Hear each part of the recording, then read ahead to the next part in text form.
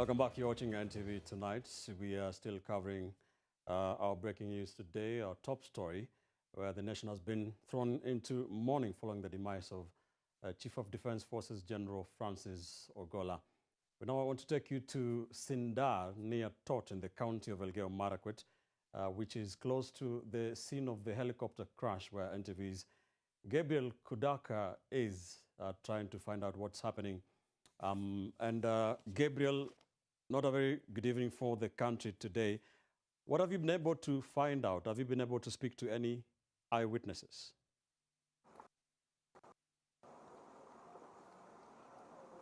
Well, we are at Sambalat Center in Marakwet East, less than 2 kilometers from the scene of the crash, which is a Sindar area. And some of the people who are here were on the farms when the accident, rather when the crash happened. And the scene to help retrieve some of the bodies or even rescue some of the survivors. Now, we are told the chopper was from Chepulel Secondary School, one of the schools that had been closed in this region. The area, of course, is along the borders of Elgeyo Marakwet and West Pokot area.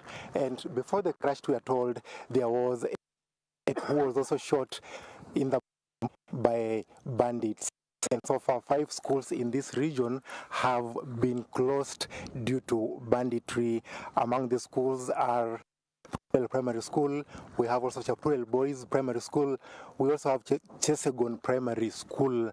And now I will be talking to some of them just to hear from them what they actually saw before or rather during the crash. Tell us your name and then what you witnessed. My name is Bernard Kipkorir. I'm a resident of this place, Sambalat, the area of Kapen, which has been very bad in terms of insecurity. Today, being the 17th, I think it was a busy day. It's unfortunate that we've lost our KDF officers. Most of the choppers were flying in the air. They were busy with their routine activities.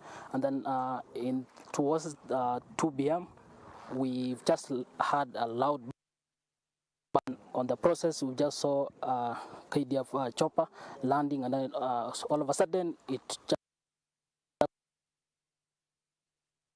when we rushed to the site of the scene and we were able to save 3 lives of the personnel who were on board, and we rushed them to Endo Mission Hospital where they got emergency treatment, and thereafter they were lifted for further treatment. We've lost soldiers who are on a mission to save the security issues along Kefale. It's a very unfortunate situation, and we wish the unfortunate situation the entire nation, the entire KDF fraternity. And as a resident of this place, and I think KDF coming to this security banditry to end. Thank you so much. Je, unaitwaje na leo? Je, ilikuwaje? Na kwanza unaitwaje? Kwa majina naitwa David Kisang. Ni mkazi wa eneo hili la Marakwet Mashariki.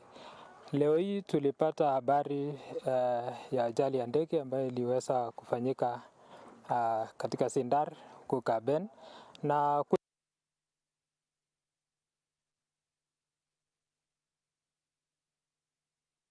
kama jamii tuliona ni afueni kwa sababu ya usalama katika eneo hili, na jambo hili kutokezea imetustua kama wakaji wa eneo hili, kwa sababu wale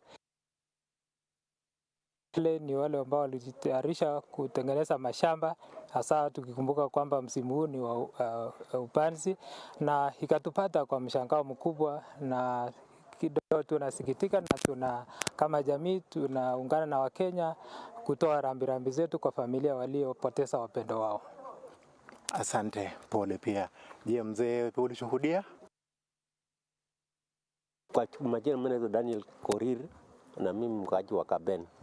Hii ni incident yenye imefanyika na ni mara ya kwanza sisi tuone kitu kama hiki kitendeka.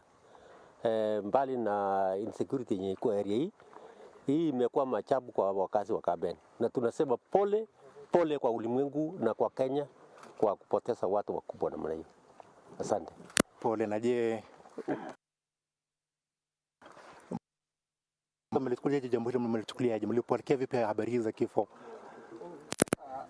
Kwa hakika tumetamaushwa sana sababu We do apologize for the quality of the video there. It is Gabriel Kudaka coming to us live from Sindar in Marakwet East in the county of Elgeyo Marakwet, just a kilometer from the scene of the helicopter crash that killed 10 KDF servicemen, including the Chief of Defense Forces, General Francis Ogola. And now with that, and because power abhors vacuum, the current conversation at State House and in military circles is